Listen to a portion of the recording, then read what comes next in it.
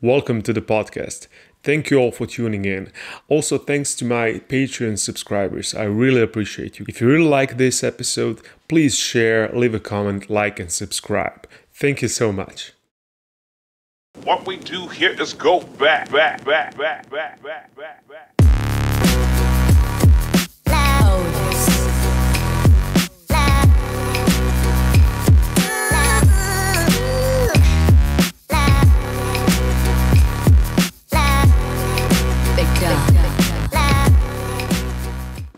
Welcome everybody to the 34th episode of the podcast. Today with me here is Paul Stubbs. Hi. This is the first episode in a long while that we're doing in English.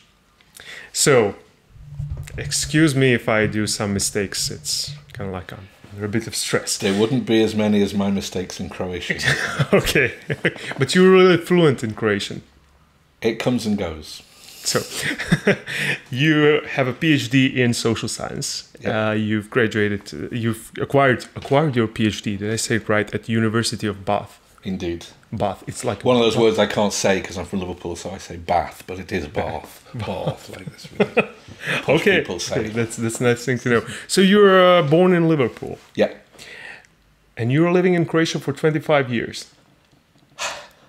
Yeah, and it's probably an anniversary because I came as a volunteer in May, sometime in May, probably the middle of May in 1993, expecting to stay 6 weeks in a refugee camp in Savudrija. So actually we're having a kind of anniversary here. So like quarter of a century. Jesus. Yeah, that's a really long time. What was the reason for you to come here to Croatia? Okay, there was a push and a pull. The push was in some ways more important. I already, like the working class kid from Liverpool who manages to get more qualifications than his parents would even understand, yet alone have. So you were a working class kid? Working class kid, absolutely.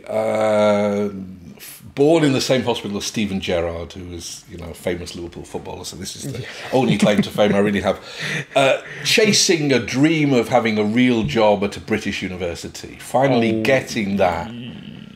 Yeah. What's happening? We were live, but we were not actually live. Oh, should we start again then? Yeah, okay. We're going to start again. So good. Sorry. All I could see was this fast. I mean, I'm fast with my arm movements, but not quite like that. Yeah, actually, what happened was I didn't start the stream now. You're worried because it's in English. You're forgetting stuff that you do totally routinely. Exactly. Oh well, we're gonna start. Everyone's switched off now anyway. I got you started and I said, stop. Yeah, no. Let's do it again. Okay, hi everybody. Second try. Take two. Take two. Welcome to the 34th podcast. This is the first podcast in a long while that we're doing in English. Today with me here is Paul Stubbs. Hi. Hi, and we're going to talk about his work, why he came here to Croatia, and what are his plans and what he's doing. You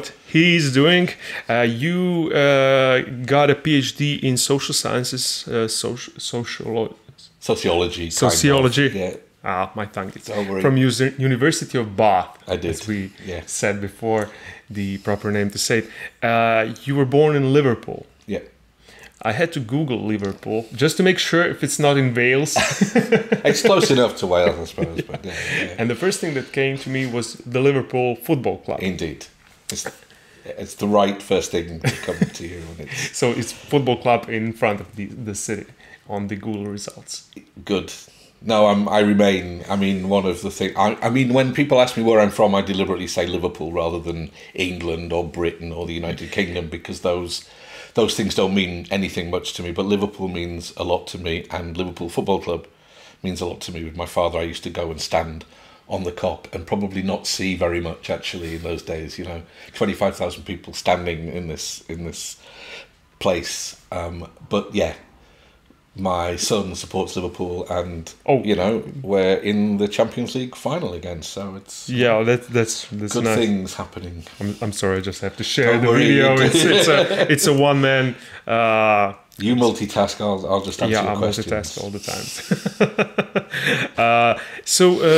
You were a big fan of the Liverpool football club. Always. I have to say I was a social worker in Liverpool at the time of the Hillsborough disaster. Do you remember when 96 fans remember lost their lives? And that kind of put me off football for a while. It was a kind of horrible occasion. There was lots of newspapers, politicians blaming Liverpool fans. Basically, that people were treated like animals. You couldn't leave those terraces because there were iron railings, horrible. And it was absolutely crazy. And it took till now to get justice for those people. They finally got the judgment that it was entirely the police's fault. So I fell out of love with football for a while, but the moment I left, in a sense, it became a very strong link to home. It was kind of like a nostalgia thing. Yeah. And the fact that we haven't won anything for 25 years. But, well, no, we won the Champions League in 2007, I think, or 8, something like that. And we might win it again, but, you know. And today's also kind of like around anniversary of your arrival here to Croatia. Yeah, I mean, I hadn't realised, but yeah, sometime in the middle of May in 1993, I came the middle of a war, not actually knowing much about anything about the war, other than that I was going to work for 6 weeks as a volunteer in a refugee camp in Savudrija. Now famous Savudrija, right? Because of the dispute with Slovenia. But this was Suncokret, which is a local NGO that was recruiting international volunteers. So I came expecting to stay 6 weeks. And you stayed for 25 years. It looks like, you know, still can't afford the ticket home. Huh? That's the reason. No. That's the real reason. How was you worked in a refugee camp with a lot of kids, right? Yeah, I mean, this was a refugee camp that had been a children's play camp before, and probably is again. Yes, actually, it is. I think I visited it a few years ago with my kids. It's beautiful. It's beautiful. Except in winter, you should have to walk the 300 meters to the toilets in the middle of January when Bora is blowing, and that would be kind of crazy. But this was 2,000 people, a lot of them kids, mainly from central Bosnia, who had been displaced in the war. Yeah, that's really. Some of them are still my friends, by the way. They're all over the place. Some are in the States, some are in Sweden. Oh, really? Yeah. A lot of people migrated later. Yeah, and there's a Facebook group, and it's, you know, and I mean, a lot of the kids are now, of course, grown up, but, you know, remember those times. Yeah, and then you moved to Zagreb. Yeah, I got very tired after 9 months of working in the refugee camp, and also had still links with academia. I'd worked as a professor in a university in the UK before. And basically, when I moved to Zagreb, I carried on working for the NGO, Suncokret, but combined it with bits of research work. So I met people, some of whom are still my friends, also in the School of Social Work, Studijski Center Socijalni Rad in the law faculty. And so I was like a guest researcher there and doing bits of research, really because I was quite horrified by the way in which international organisations were responding to the war as if it was just a humanitarian crisis, really, and not actually doing anything much to stop the war, wars, as it were. So you were really active in anti-war campaigns. Yeah, I mean, I sometimes think that I probably exaggerate how active I was, but it was great to be around that activist energy, and it was particularly an offshoot. I mean, Suncokret was originally an offshoot of the anti-war campaign. People kind of forget that, but then it became much more a kind of typical NGO. But there was also the Pakrac project, so people were working in a divided town in Western Slavonia, and people who worked on that project became my friends, and I began to have a kind of small role trying to help them look at what they were doing, evaluate what they were doing. And then with Goran Božičević and some other people, we formed the Centre for Peace Studies, which again is still going, and you know, it's really does some famous. amazingly good work in you know, still now with refugees again, but on inequality, on human rights, on all kinds of stuff. So I think, you know, I always wanted to have that activist hat, but it was never, my first love remains, not teaching, but research, certainly. I mean, doing kind of research which is informed by activism and it's sometimes about activism. Yes, it is. Actually, your topics, subjects that you work on are really connected to activism. Sure. You had also kind of like a crazy story during the war. You hitchhiked. Oh, God. Yeah, you found that, huh? Yeah, I did. No, I mean, and it is this naive... I mean, I wasn't that young, really, if you think about it. I was in my 30s. But, you know, this kind of... This not really knowing much about what was going on, in a sense. I mean, of course, I learned more and more. I was reading lots and lots. But basically, there was a... Savudja was always a refugee camp which the authorities would like to reclaim back for tourism in Istria, right? A long way away from the front lines, yes? So there was a decision to move a group of people from the camp to Gašinsky in Slavonia, near Osijek, but right on the front lines. Yeah, so people could hear the shelling. I mean, really ridiculous, crazy, horrible stuff. And we made a decision as Sunsecret that if any children, if families with children went, we would go with them, just to make sure they were okay, just to settle them down, just to help with the kids if they had to sort out some administrative stuff. And at the very last moment, I think they probably volunteered. A family with children were on the coach, so we got on the coach, myself and a colleague, a friend who is a social worker from Germany, and we're still good friends. And of course, we got to Gašinsky. We spent a day and a half in Gašinsky, but we didn't have any money to get back, so we were hitchhiking. And that was and of course, it's stupid. It was right on yeah. front lines. I mean, there was an occasion later, after the Dayton Agreement, which wasn't my fault, but it was like we were driving to do a peace building training near Mrkonjić and Mrkonjić was on fire, and you get stopped by security police, and you actually had no idea which side they were on, you know, because that particular part of Bosnia was changing hands so frequently. So in a sense, you know, the stupidity, the naivety of volunteering can both be a huge problem, but can also mean that some things get done that wouldn't get done otherwise. Yeah, exactly. You know? It's kind of like that naivety pushes you to do some things that you would, if you knew what was happening, wouldn't have done, because you would have been afraid. You would use common sense, right? Sure, exactly. But the other side of that, I remember collaborating with people from the Institute for Ethnology and Folklore Research, and my friend Maja Povezanovic, who's now working in Sweden. There was a cartoon where it showed, like, you know, UNPROFOR troops walking along singing, don't know much about history, don't know much about geography, you know, and that was also a point. I mean, people, international actors getting paid an awful lot of money hadn't the faintest idea what was going on. You know, it was a war with loads of information but no knowledge, right? You could see where lorries were, but nobody really had a sense of... Why was that happening? Well, I'm not going to fall into the obvious trap, which is that, you know, this complicated, you know, the Balkans, it's really complicated, all these different groups, nobody really understands.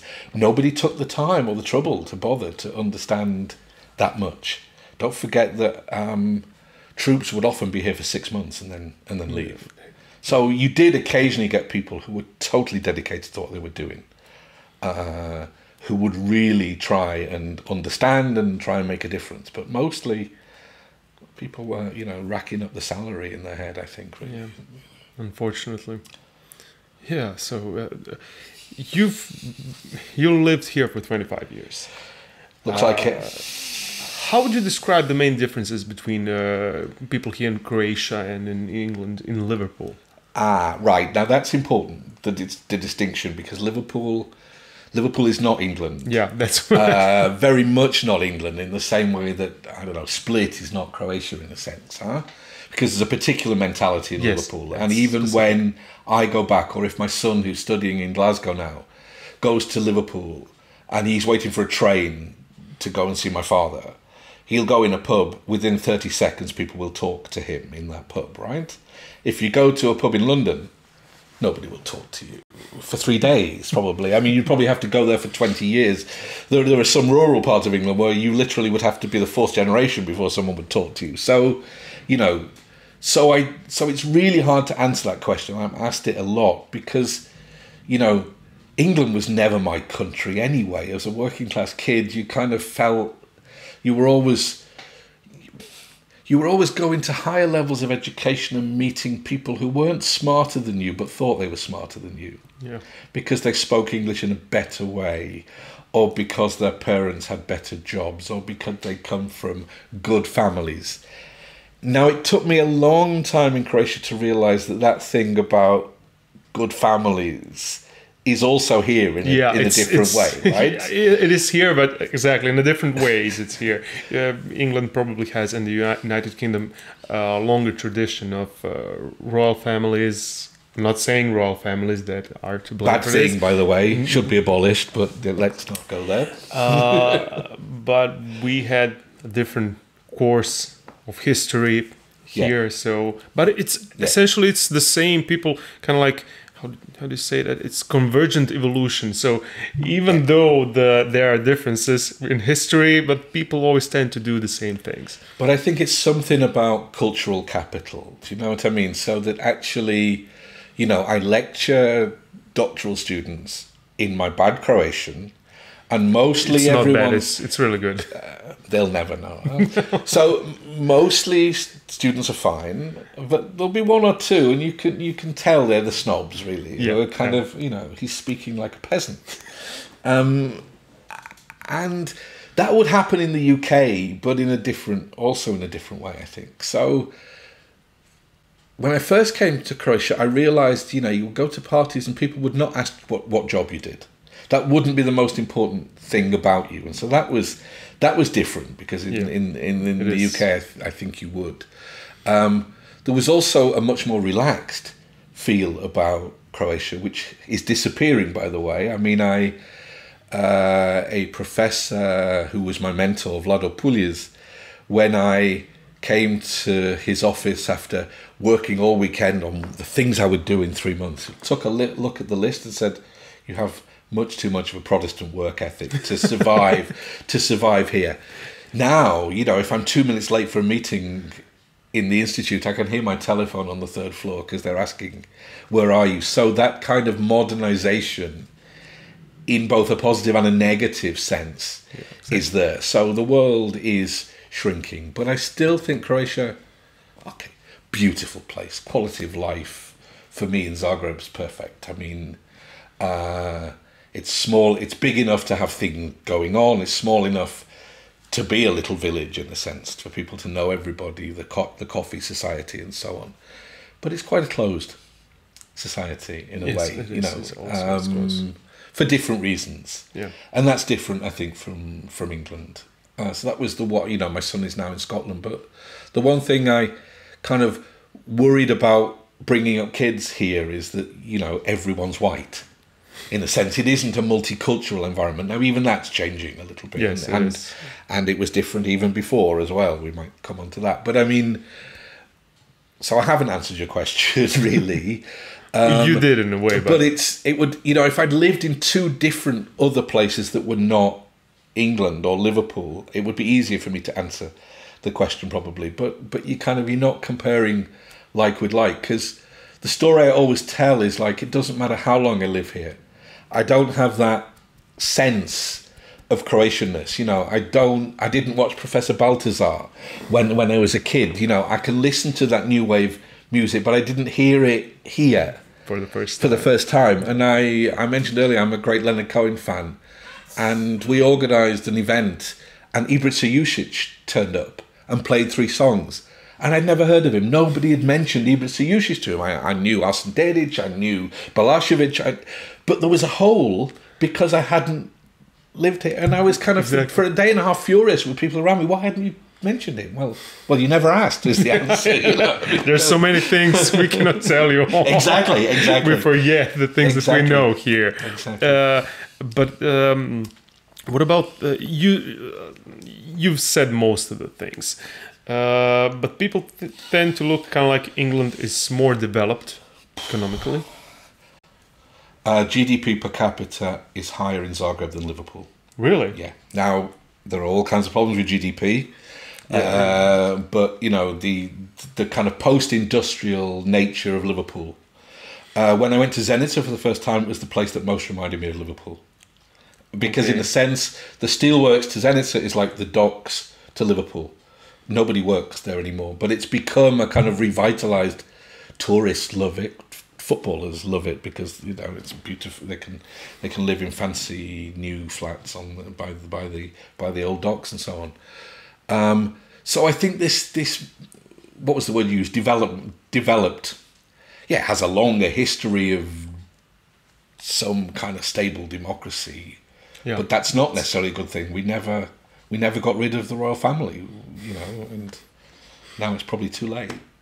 What am I saying? I mean, I think there isn't this developmental slope. There isn't this kind of one path. I think that Croatia has other opportunities. Yeah, but I was going to say a lot of history. You know that joke where when Croatia declared independence, some guy in the main square says, "I've waited 800 years for this moment." I mean, there is part of that, but I also think that the kinds of opportunities that Croatia has are just different from England, really, and yet Croatia, as part of Yugoslavia, experienced both rapid industrialization after the Second World War and rapid deindustrialization during the wars, really, and those things I think leave a kind of, I was going to say a scar, but they matter in terms of yes, they do. Prospects for the future, Yeah, we were kind of like late for the party, and then many things happened that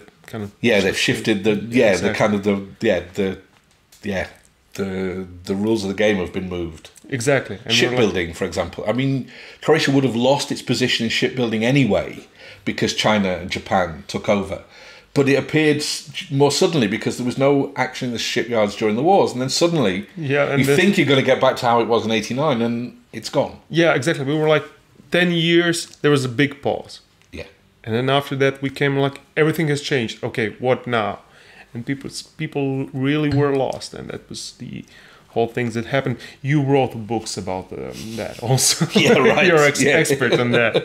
So we're going to talk. But Liverpool also, I'm not sure if I'm right, but I've watched a few documentaries about punk, heavy metal in Britain.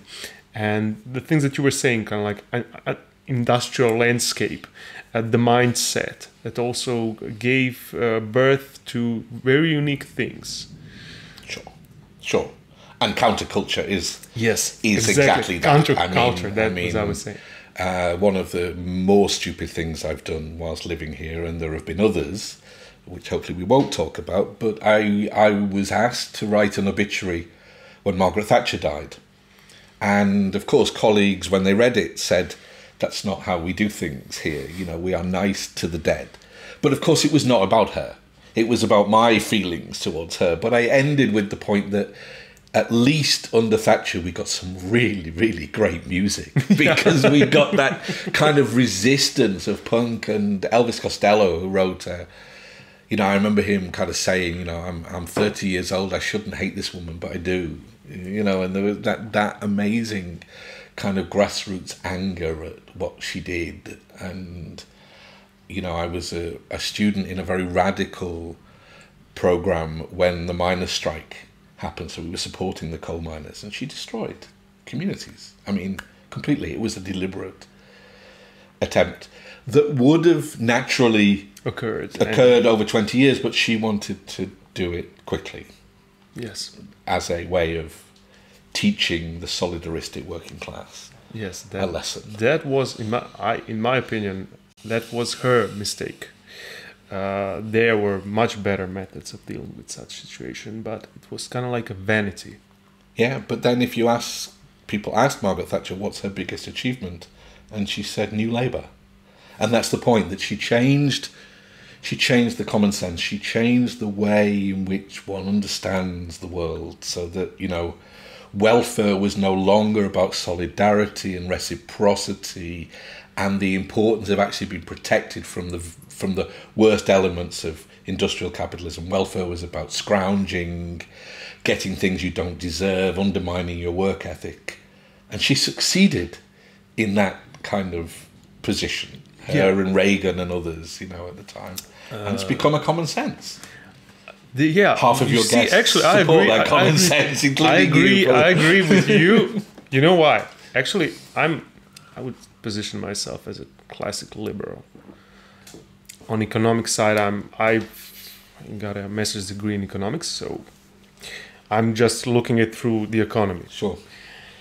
There is a kind of like a voice within that's really toxic for my stance on things, that says, yeah, welfare is only what you said, scrounging and so on. Yeah. That's really, really bad for communication. That's really bad for, how would I say it, for if we want to start communication between left and the right and the center together to work for some things that should be non-partisan issues, it's really toxic to say that welfare is for some people who don't respect work ethics. Yeah. Of course, there are people who really need welfare. There's a point when you reach the zero and you can get up. Sure. And if you think about it economically, it's better to invest small funds to someone to lift him out of the poverty than to let him stay and not be productive member of society. No, I mean, it is complicated. It is about how one sees the relationship between the economic and the political and the social.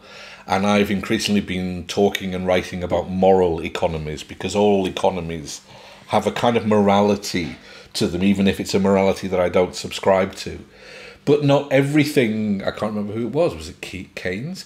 Not everything that counts can be counted. Yes. You know, and the importance of reciprocity, of knowing that if I do something for you, you will do something for me, not because we kind of, you know, well, look, I just spent 25 minutes, so you have to spend X amount of time, but because that's what we do, because we're neighbours or we care about each other. Welfare, at its best, builds on those and raises it up to levels that are beyond who we know, so that we know that if somebody, I don't know whether you've seen the film Daniel Blake. So it is about the way in which when you're on benefits in the UK, you are subjected to more and more tests, particularly sickness benefits, more and more tests about whether you really are sick or whether you could go back to work. And there clearly is one side of that film, which is the administrative nightmare of people just believing that he is a scrounger. Yeah. And the reality of him being so ill that in the end he dies at his appeal. But it's like, you know, this idea of disciplining people. I suspect you and I work because we enjoy doing that work.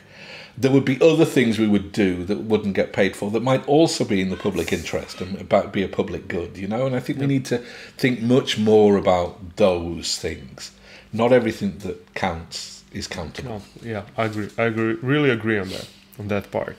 You work in the Institute of Economics. Yes, so I'm surrounded by economists. Yes. So, you know, there really is some sort of blockade that prevents people from communicating really good. I would say it's ideology.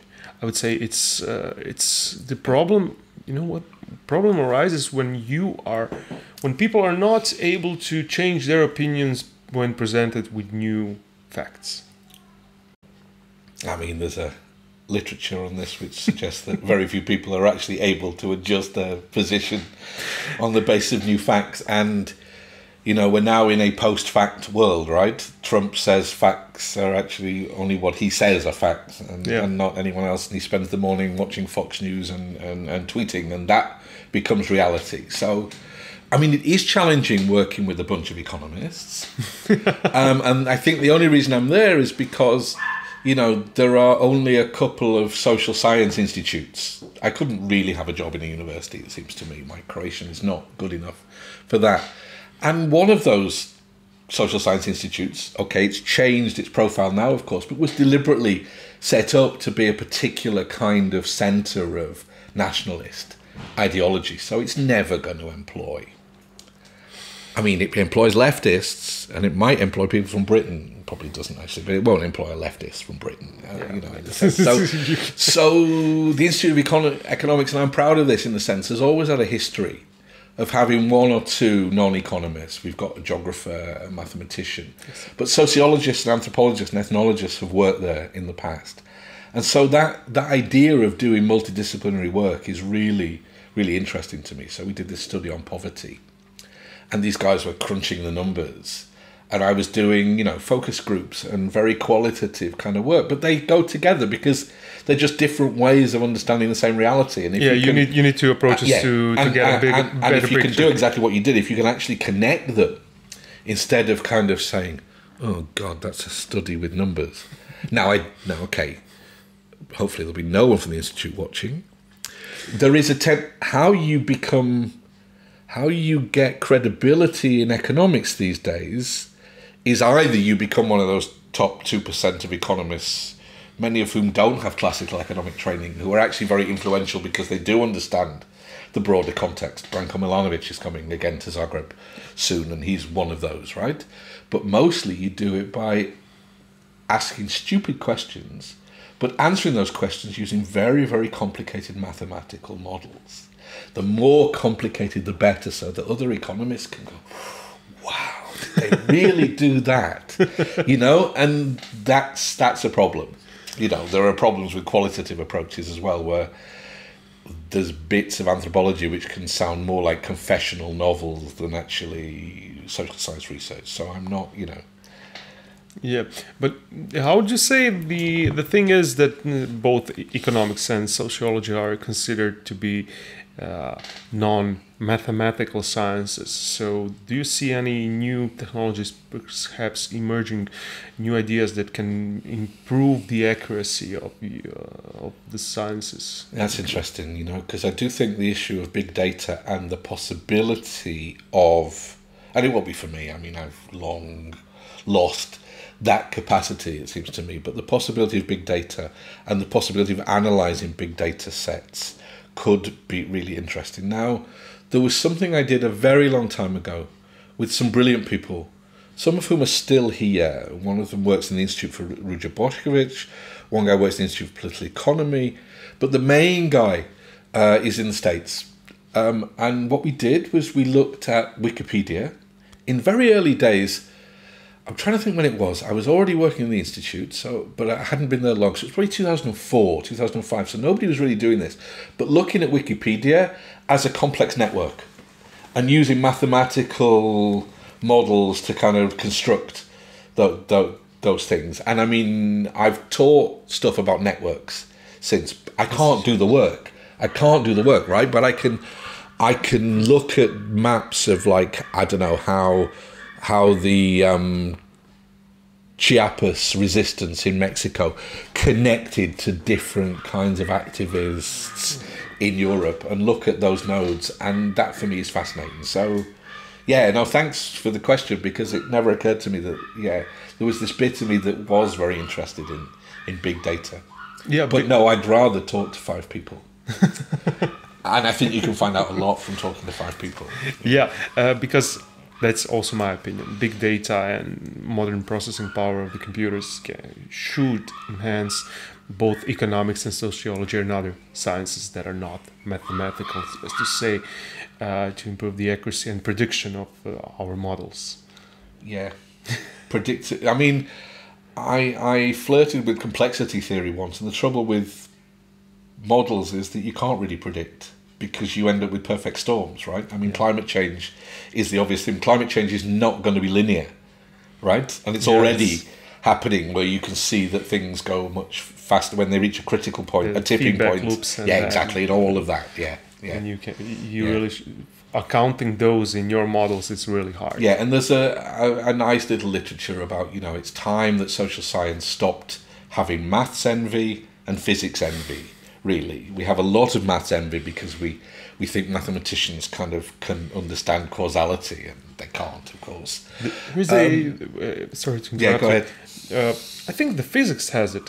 If you have 3 bodies interacting with gravity, you have an extremely hard time to separate out what's going on. What's done what. And actually, economics and sociology are working with that all the time. We have millions of bodies that are interacting at the same time. And we pretend that A causes B, when actually we don't know whether A causes B or B causes A, or whether A and B are both caused by C. And anyway, A and B never exist on their own, because they're always assembled and bundled together with X, Y, Z. So it becomes really, it's why, you know, and most of my work is very discursive, very narrative, very culturally refined in a sense. I'm interested in meanings, you know, what people think they're doing when they say things or when they act in certain ways. And I don't think that maths, you can't reduce that to mathematical things. It misses the most important. So you're a quantitative things. scientist. I think I am, yeah. I mean, but I do at least do some collaborations with quantitative. And you do scientists. amazing work. Then you support each other to better understand the problems. Do we? Yeah. Well, yeah. No, I mean, I think the child poverty study would be an example of that. That I think we did, in a way. You know, you're dealing with the same population using different methods, and you end up understanding a lot more. One of those methods on their own wouldn't be enough. Yeah, it really gives you not just one window into the problem, but a few windows that paint a much better picture of the problem. Sure. But it's also about, I think, having a commitment to people's lived experiences.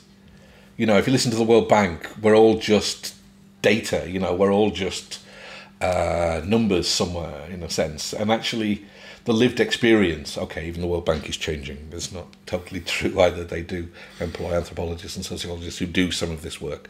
But looking at people's perspectives of poverty and how they survive, and of course what an effort it is to survive. You know, the stories of, I mean, there were very dramatic stories in the study, but mostly it was like, you know, how much of your day would be taken up with trying, particularly if you had children, trying to resolve the simple problems that if you had money you wouldn't need to do. Exactly. So you go to Caritas and they say, no, you don't qualify. So you go somewhere else and you don't qualify there. You come back, by the time you get back to Caritas, they've changed the rules, so you don't qualify there again. That kind of constant struggle just to make ends meet is extraordinary, it seems to me, and his work, by the way, is labour. It may not be productive labour, but that's it not, is. Yeah, but it is in terms of socialisation and trying to, and of course the classic. You know, we found the classic story that parents will sacrifice anything for the sake of their children, that they will go without meat, without food, to make sure their children are not hungry. But then the sudden, unexpected cost of a school trip or materalats or something, you know, and you're in a mess. In my opinion, I'm doing really well here in Croatia. My AC conditioning unit broke. Yeah. And so I have to cash out a big amount of money, and it's like, and I'm preparing for a trip to Australia. It's like, okay, that's gonna eat a lot of my budget. So, those are really things that all should be taken into consideration. I was just writing something today, catastrophic expenditures. So, for God's sake, don't get sick. If you get sick, for God's sake, don't be allergic to the drugs that the Croatian Health Service says are free or nearly free, because your budget's gone in a month and a half. You know, I mean, your reserves, the fact that you're well off, you know, until illness strikes or until, you know, there's a tragedy in the family or something, exactly. You know?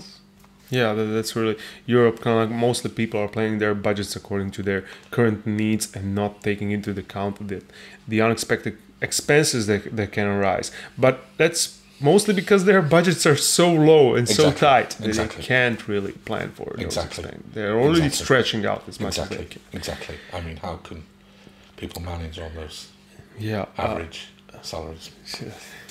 I've read your work that you did with Siniša Zrinjšek about the... I can actually pronounce that name, Siniša Zrinjšek, which apparently is really hard for people to do. Yeah, it is. But even I've mispronounced it. No, the way you... Clientelism and social politics. Yeah. I've read it. It's an interesting work. It's really fascinating, and especially how the political elite and powers that be shaped the dependency between the voters and their own power. Yeah, and I mean, this is really complicated because we went into this work knowing that we could be criticised, that we were kind of, you know, pointing to this syndrome in Southeastern Europe or Latin America or Africa of clientelism, as if there isn't clientelism in the US or the UK. But our position is that there probably is everywhere, but we are critical scholars working in Croatia, and it's our job to try and understand Croatian society and try and make ideas to make it better, right, in a sense. So our concern was that we don't have a social policy which is about reciprocity and building social capital. We don't have a social policy that is built on needs. We have a social policy which is built on claims by particular interest groups who exchange that social policy for votes for the ruling party, in a sense, right? And of course that gets us into difficult waters, because part of that is about benefits for war veterans and their families. That's really tricky. And yet, I would not want to say that war veterans and their families are a privileged group in society. Not at all.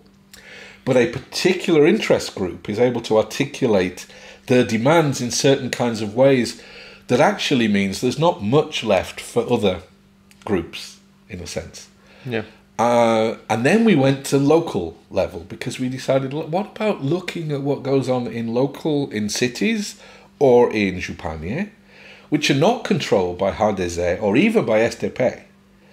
And of course we find that these networks of capture, involving politicians, foreign business people, local business people, some media people, lawyers, construction people, looking at land deals, people. There's a network of people who know every bit of Greenland in Zagreb, and they have ideas about what they could do when that Greenland changes from being Greenland to being land that you can build on, And that seemed to us to be, an issue that really needs addressing. And you can address it through legislation, you can address it through changes in institutions, but you also have to address it through constant vigilance, Exactly. And new kinds of social movements. Right.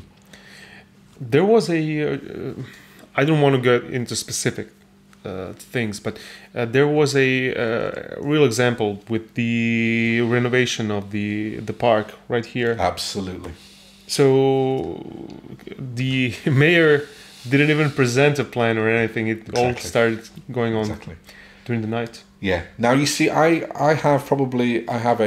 never lived through socialist Croatia or socialist Yugoslavia. I'm allowed to use the word Yugoslavia, yes? Yes. I'm joking, because of course there's, in a sense, the degree of self-censorship, which is about talking about bivše država instead of naming it what it was called, right?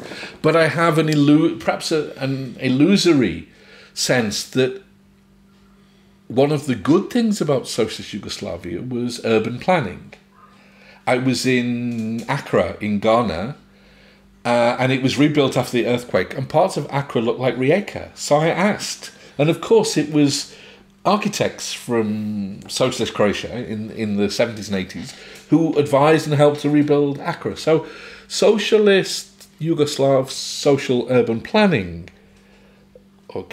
also subject to interest groups, of course, not perfect. Let's not be utopian about this. Yep. But at least there was even a kind of local democratic process about this stuff.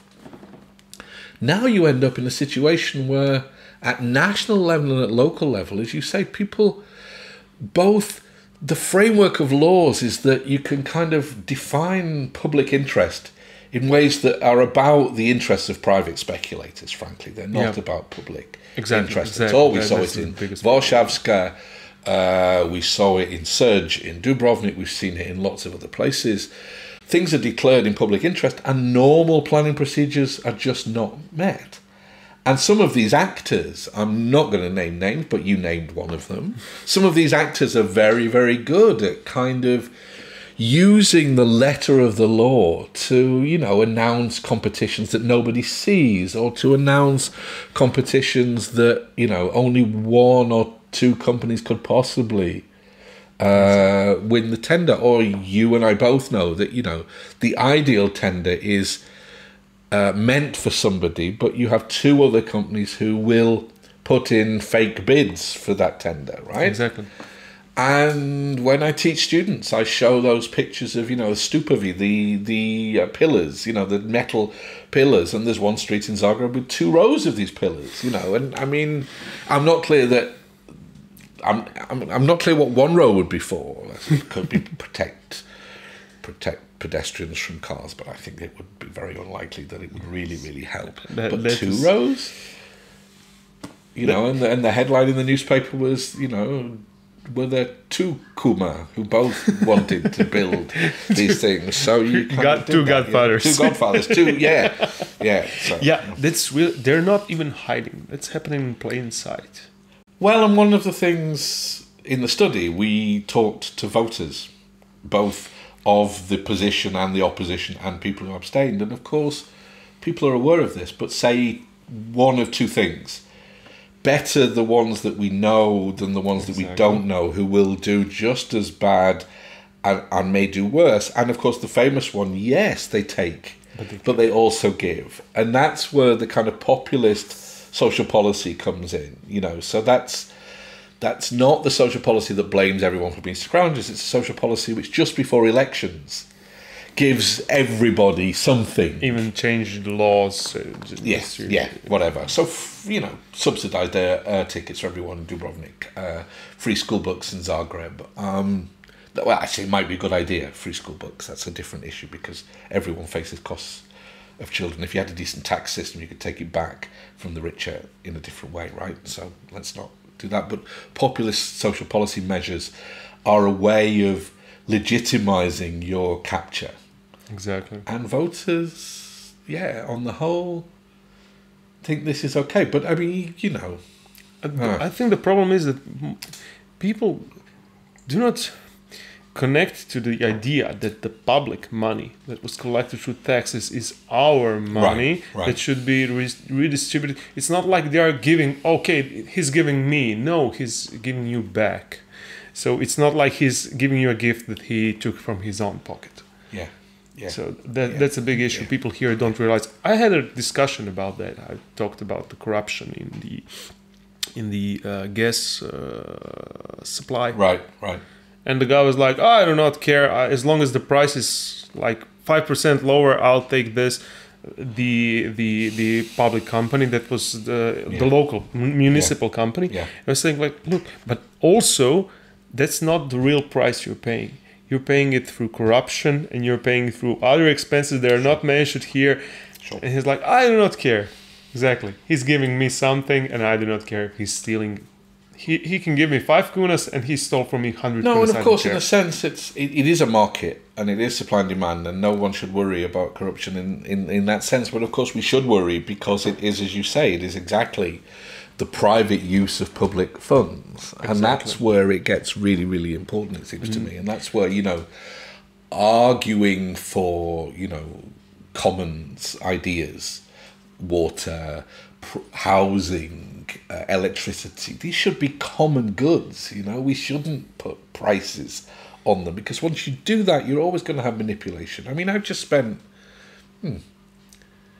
I've just spent a month and a half switching from one television provider to another television provider, and they are the same company. Exactly. But they both treat me like I have to cancel everything with one. They don't automatically do it. Do you know? And it's like you get billed twice, and you get a real Croatian person. You don't get someone in India because they can't speak Croatian, right? If you were in England, you get someone in India, which is not to say there's anything wrong with people in India, but it's like it's outsourced all the way down the line. And of course, they're there simply to repeat the message, which is that they can't do anything.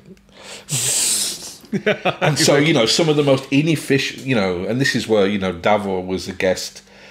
Davor Hujic was your guest before me, I think. This is where we would completely disagree. Some of the most inefficient and most horrendous, nightmarish bureaucracies that I face in this country are private telephone and television operators. They're modeled in a... Yeah, I know. They're horrible. The ones that have the worst tech support for me, are the best because they're not gonna screw me around or do something like that. It's like, I don't like you, I'm not gonna be with you anymore. But when they hold you down with contracts, well, then of course that's the point, and there's a logic to this, right? But when was it's encouraged to go from one provider to another who is the same company? You expect a degree of joined up thinking, you know. This is anyway. Because they share the market between themselves, and it's exactly. And of course, it means they offer nothing to loyal customers. They offer things to people who change, and it's an oligopoly situation. And so on. But the thing you mentioned that kind of like you had to be really careful about your work. I also had a kind of like, my professor did not say you should be careful what you write, but he said make sure the data is correct, because if you write something, someone's going to sue you. Because I was doing a very touchy subject on the liberalization of the energy markets in Croatia. And I'm not going to name anybody, but a certain student did a excellent work about the shipyards, and the corruption with the money that was put in there. And he was like, you really have to be careful with your numbers because someone can sue you. And just because of the problem with the clientelism and corruption. I mean, I think there are ethical standards that social scientists need to adhere to, and that is, you know, there's validity and there's the ability for somebody else to do the same thing and come to the same conclusions in a sense, really. And yet qualitative work is very nuanced in a sense, and we had real dilemmas with the local state capture study because you can't anonymize some of the key political figures, right? So it's obvious if you say there's stuff you really couldn't use because you went back to them for authorization after the interviews, and so, you know, but I think there is a need for courage. Now, okay, I also have made huge mistakes. You know, I'm quite an impulsive person. The research I do is quite impulsive, but then there are ridiculous things like Facebook, which encourage the worst parts of me, and occasionally that gets me into huge trouble, and deservedly so, although sometimes the reaction's out of proportion, but that's not really the point. But what I'm saying is, I think we need a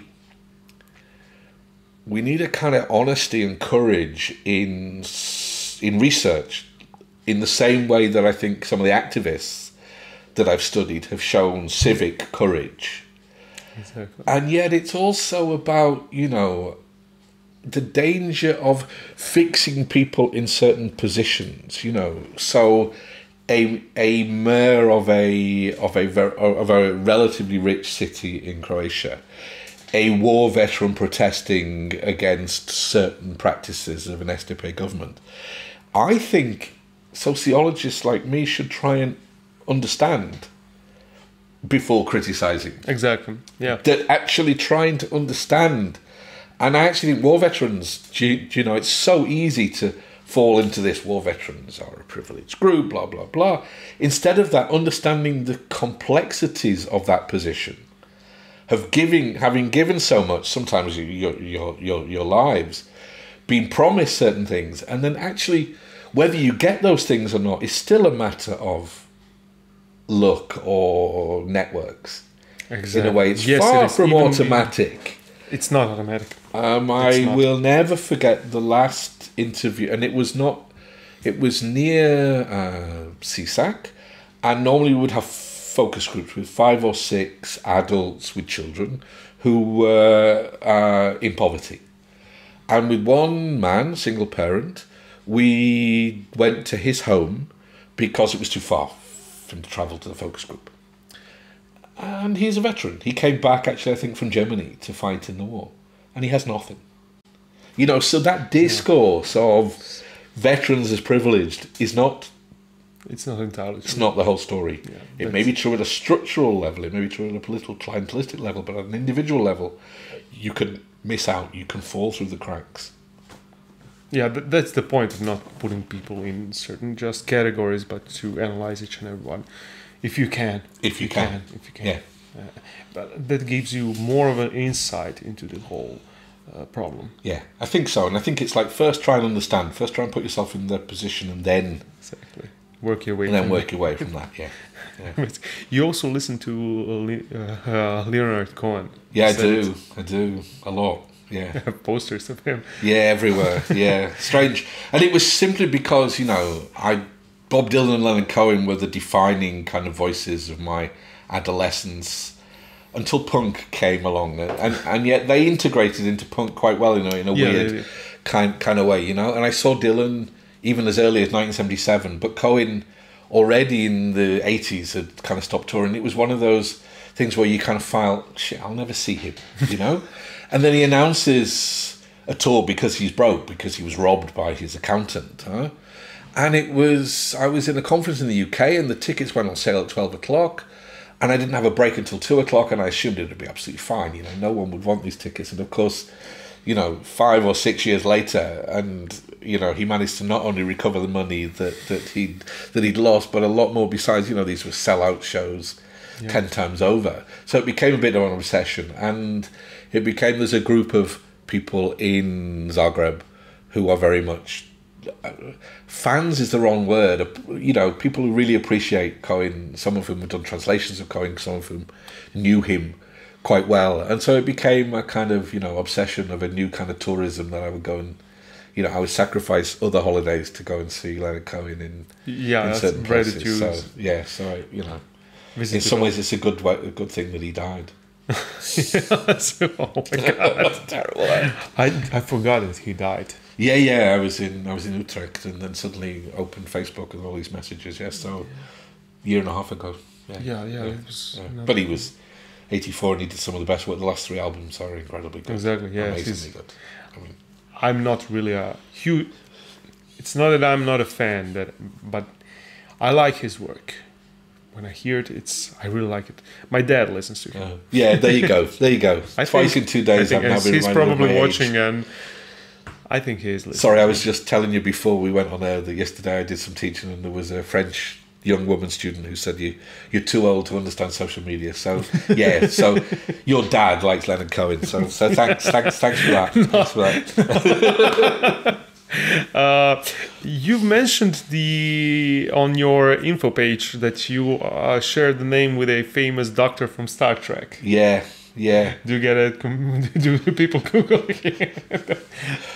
Hopefully not, although there are people, Miroslav Ambrosch-Kish, who's quite into this sort of stuff. I've never seen that episode of Star Trek, believe it or not, but whenever it's on, he always writes me a little message saying, you know, you missed it again, or did you see it? And it does have a certain kind of metaphorical resonance, because he's basically a physicist, Dr. Paul Stubbs, who has this experiment called Stubbs's egg. And clearly something's going deeply wrong with this experiment, so everyone on the ship is getting sick. But he really doesn't care, because all he's bothered about is his experiment. Exactly. So there's a morality tale in this. You know. What's your opinion on the Brexit?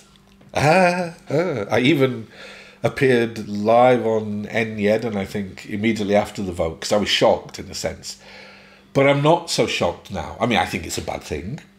I think it is a public policy nightmare, because how do you get out of something that has evolved over 30 years? I mean, if you were Luxembourg, probably you could, but this is the UK with 60 million people, and it's taken a decision which then has to unravel a whole lot of stuff, and it is an absolute nightmare. And of course, if you believe like some people do in game theory, and I don't necessarily, but if it's a game of poker between the United Kingdom and the EU, who has all the cards? The EU, right? Because the UK has said what it's going to do, and therefore anything it gets will almost be a kind of gesture of either punishment or of goodwill from the European Union.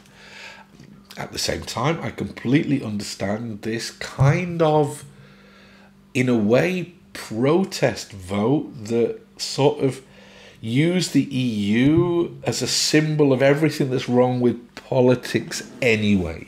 Yeah, you know, exactly. That it's distant, that it's bureaucratic, that it never really listens to real people's needs, and therefore it was an articulation of a particular kind of complicated set of ideologies, to use your words, some of which I might subscribe to, some of which I would be very much against, the kind of little England that, once we get our sovereignty back, everything will be all right. Guess what? It won't.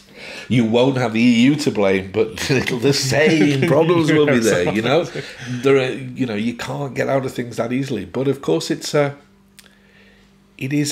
is only the most obvious manifestation of that mentality of little England, in which foreigners are smelly, garlic eating, different, weird, and really should be kept at a safe distance. Luckily, we're an island, so it brings out the worst of that nationalist kind of sentiment, it seems to me. Yeah. But it's also the same reason people vote for Živi. It's like, I'm sick of everything. I'm sick of all of this kind of narrowing of politics to a set of technical issues, and I want a voice.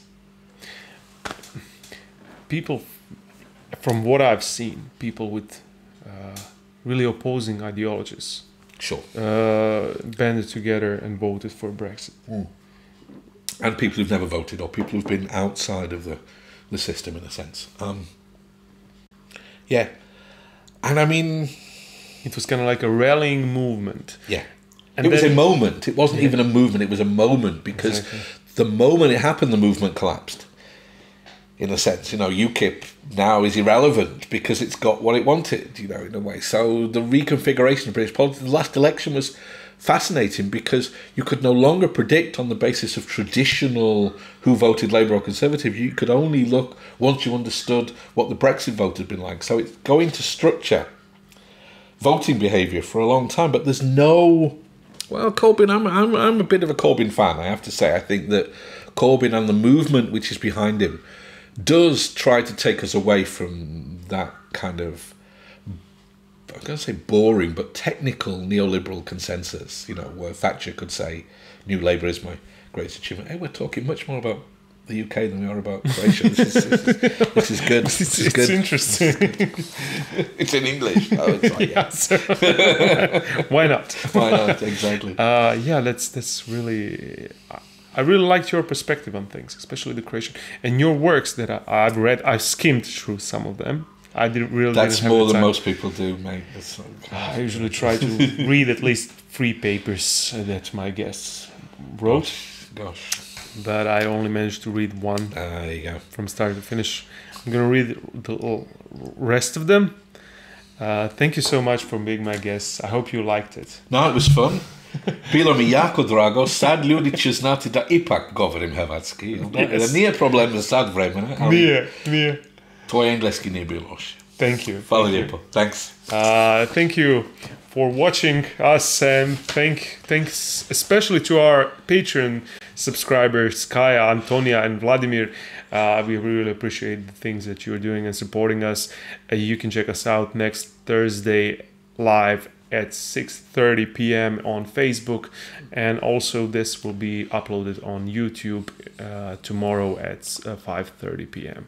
Have a nice day and bye! Thank you so much for watching this episode. If you liked it, you can also subscribe right here, and you can become my Patreon supporter. Please consider this.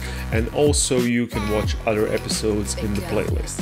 Thank you so much. We'll see you again in the next podcast. Bye.